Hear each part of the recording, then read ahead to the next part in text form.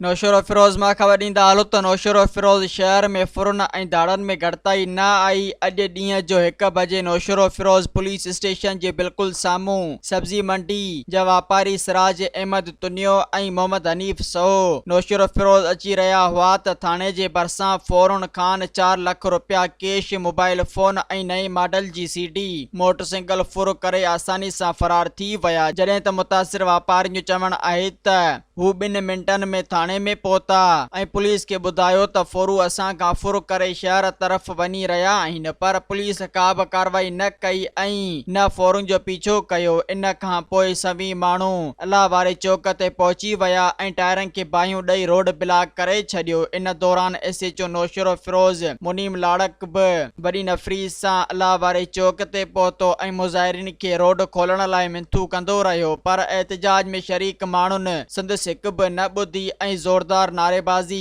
कंदा रहिया। उन मौके ते सब्जी मंडी जो सदर ज़ाहिद अली रिंद ऐं दुकानदार एसोसिएशन जे सदर वज़ीर अहमद वगण मीडिया सां ॻाल्हाईंदे चयो त नौशरो फिरोज़ जी पुलिस मुकमिल तौर नाकाम थी चुकी आहे ऐं शहरियुनि खे ॾुआरियुनि जे रहम करम ते छॾियो वियो आहे। हिननि मुतालबो कयो त फौरी तौर ते फुर थियल मोटरसाइकिल, रोक रक़म ऐं मोबाइल फोन वापसि कराई वञे, ॿी सूरत में क़ौमी शाहरा ब्लॉक कई वेंदी। सब्सक्राइब कयो अवामी न्यूज़ HD खे ऐं ताज़ा तरीन ख़बरुनि लाइ ॾिसंदा रहो अवामी न्यूज़ HD।